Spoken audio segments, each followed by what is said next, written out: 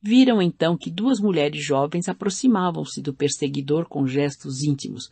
Dalila entregou Abigail ao irmão, despedindo-se logo para atender ao chamado de outra amiga. A noiva terna cingia uma túnica à moda grega que mais lhe realçava o formoso rosto. Fosse pela dolorosa cena em curso ou pela presença da mulher amada, percebia-se que Saulo estava um tanto perplexo e sensibilizado. Dir-se-ia que a coragem indomável de Estevão o levara a considerar a tranquilidade desconhecida que deveria reinar no espírito do mártir. Em face da gritaria que a rodeava e notando a miserável situação da vítima, a jovem mal pôde conter um grito de espanto. Que homem era aquele atado ao tronco do suplício? Aquele peito arfante, empastado de sangue, aqueles cabelos, aquele rosto pálido, que a barba crescida desfigurada, não seriam do seu irmão? Ah, como falar das ansiedades imensas na surpresa imprevista de um minuto. Abigail tremia. Seus olhos aflitos acompanhavam os menores movimentos do herói, que parecia indiferente no êxtase que o absorvia. Embalde, Saulo chamava-lhe a atenção discretamente de modo a poupá-la de penosas impressões. A moça parecia nada a ver além do sentenciado a esvair-se no sangue do martírio. Lembrava-se agora.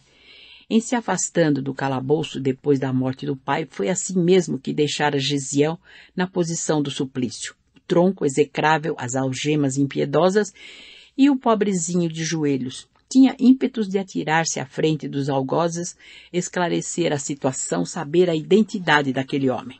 Nesse instante, ignorando-se alvo de tão singular atenção, o pregador do caminho saiu de sua impressionante imobilidade. Vendo que Jesus contemplava melancolicamente a figura do doutor de Tarso, como a lamentar seus condenáveis desvios, o discípulo de Simão experimentou pelo verdugo sincera amizade no coração. Ele conhecia o Cristo e Saulo não. Assomado de fraternidade real e querendo defender o perseguidor, exclamou de modo impressionante: Senhor, não lhe imputes este pecado. Isto dito, voltou os olhos para fixá-los no verdugo amorosamente.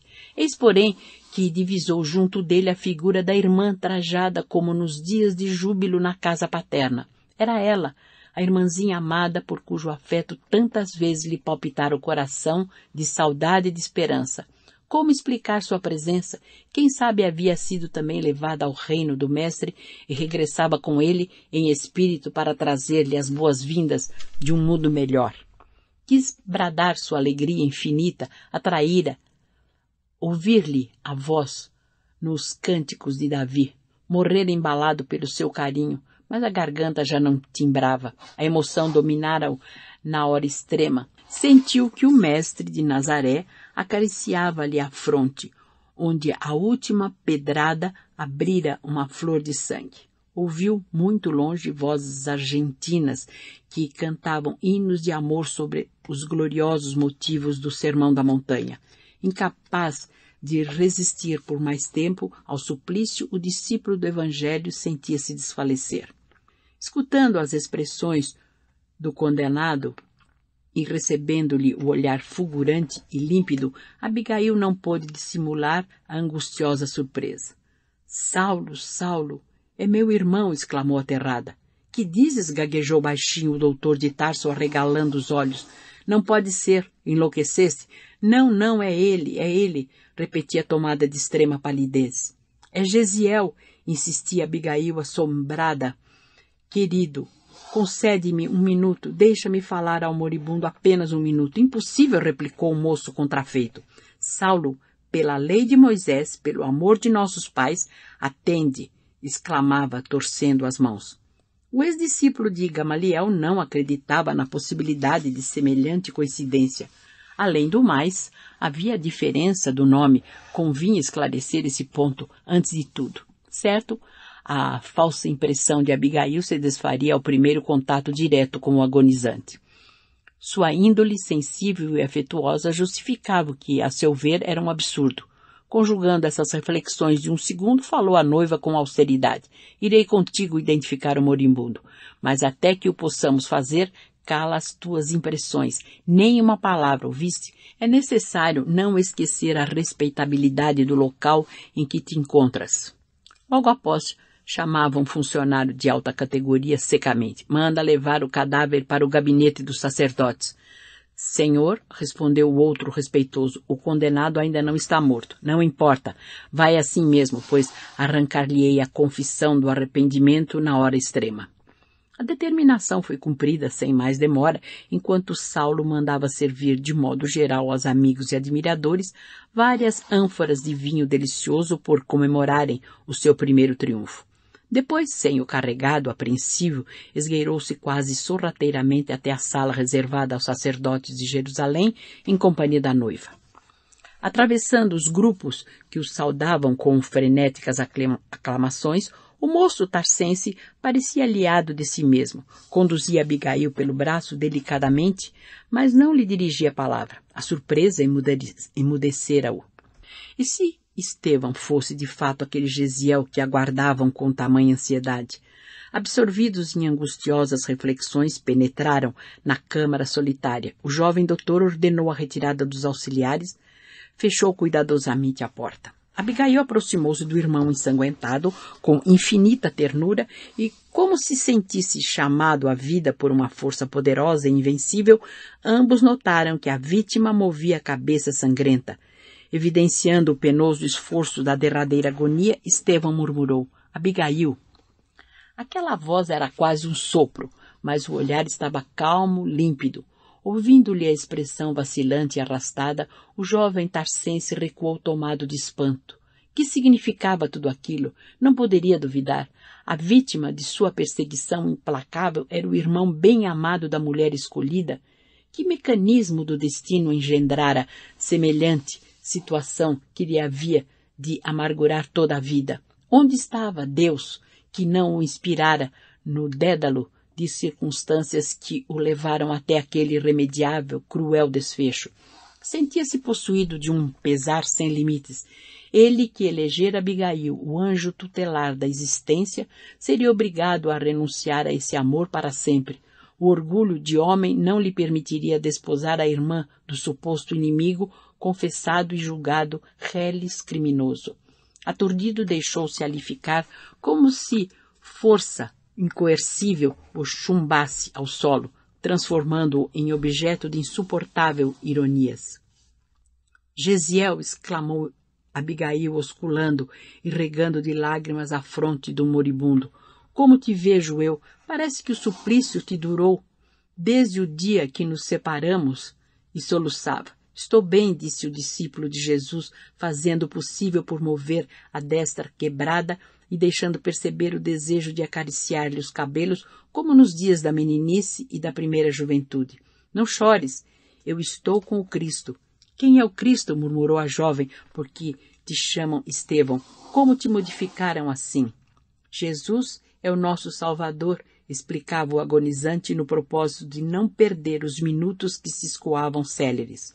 E agora chamam-me Estevão, porque um romano generoso me libertou, mas pediu absoluto segredo. Perdoa-me, foi por gratidão que obedeci ao conselho. Ninguém será reconhecido a Deus se não mostrar agradecimento aos homens. Vendo que a irmã prosseguia em soluços, continuou. Sei que vou morrer, mas a alma é imortal. Sinto deixar-te, quando mal torno a ver-te, mas hei de ajudar-te do lugar em que estiver. Ouve, Gesiel, exclamou a irmã num desabafo, que te ensinou esse Jesus para te levar a um fim tão doloroso? Quem assim abandona um servo leal não será antes um senhor cruel? O moribundo parecia admoestá-la com o olhar. Não penses dessa maneira, prosseguiu com dificuldade. Jesus é justo e misericordioso. Prometeu estar conosco até a consumação dos séculos. Mais tarde compreenderás. A mim ensinou-me a amar os próprios verdugos. Ela abraçava-o carinhosa, desfeita em lágrimas abundantes. Depois de uma pausa em que a vítima se revelava nos derradeiros instantes da vida material, viu-se que Estevão se agitava em esforços supremos. Com quem te deixarei? Este é o meu noivo, esclareceu a jovem, apontando o moço de Tarso, que parecia petrificado. O moribundo contemplou-o sem ódio e acentuou. Cristo os abençoe.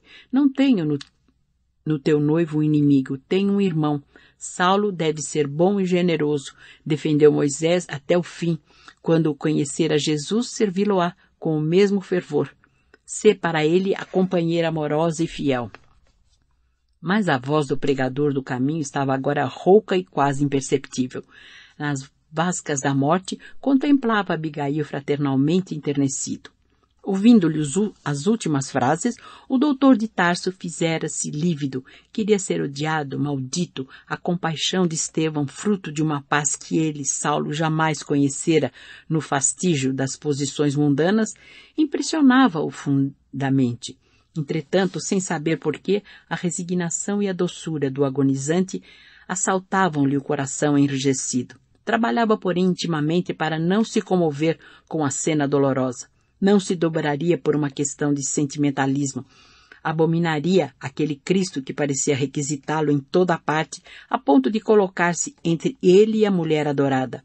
O cérebro atormentado do futuro rabino suportava a pressão de 1000 fogos. Desprezar o orgulho de família e eleger Abigail para companheira de lutas, embora lhe não conhecesse os ascendentes familiares. Amava-a pelos laços da alma, descobrira no seu delicado coração feminino tudo quanto havia sonhado nas cogitações de ordem temporal. Ela sintetizava as suas esperanças de moço, era o penhor do seu destino, representava a resposta de Deus aos apelos da sua juventude idealista. Agora, abrira-se entre ambos um abismo profundo. Irmã de Estevão. Ninguém ousara afrontar-lhe a autoridade na vida, a não ser aquele ardoroso pregador do caminho, cujas ideias jamais se poderiam casar com as suas. Detestava aquele rapaz apaixonado pelo ideal exótico de um carpinteiro e tinha culminado nos propósitos de vingança. Se desposasse Abigail, jamais seriam felizes. Ele seria o verdugo, ela a vítima. Além disso, sua família, aferrada ao rigorismo das velhas tradições, não poderia tolerar a união depois de conhecidas as circunstâncias. Levou as mãos ao peito, dominado por angustioso desalento. Em pranto, Abigail acompanhava a agonia dolorosa do irmão, cujos derradeiros minutos se escoavam lentamente. Penosa emoção apossara-se de todas as suas energias. Na dor que a dilacerava nas fibras mais sensíveis, parecia não ver o noivo que lhe seguia os menores movimentos. Entre surpreso e estarrecido, com muito cuidado, a jovem sustinha a fronte do moribundo depois de haver sentado para conchegá-lo carinhosamente. Observando que o irmão lhe lançava o último olhar, exclamou angustiada: Gesiel, não te vás, fica conosco, nunca mais nos separaremos. Ele quase a expirar ciciava. A morte não separa os que se amam. E como se houvera lembrado algo de muito grato ao coração, arregalou os olhos desmesuradamente numa expressão de imenso júbilo. Como no Salmo de Davi dizia arrastadamente, podemos dizer que o amor e a misericórdia seguirão todos os dias de nossa vida. Nota. Salmo 23 de Davi. A jovem escutava-lhe as derradeiras palavras comovidíssima, enxugava-lhe o suor sanguinolento do rosto que se iluminava de uma serenidade superior. Abigail murmurava ainda como num sopro: Vou-me em paz, quisera ouvir-te na prece dos aflitos e agonizantes. Ela recordou os últimos momentos do suplício do genitor no dia inesquecível da separação nos calabouços de Corinto. De relance compreendeu que ali outras forças se encontravam em jogo, não mais Licínio, Minúcio e os sequazes cruéis, mas o próprio noivo transformado em verdugo por um terrível engano. Afagou com mais carinho a cabeça sangrenta. Conchegou o moribundo ao coração como se fosse uma adorável criança. Então, embora rígido e inquebrantável na aparência, Saulo de Tarso observou mais nitidamente o quadro que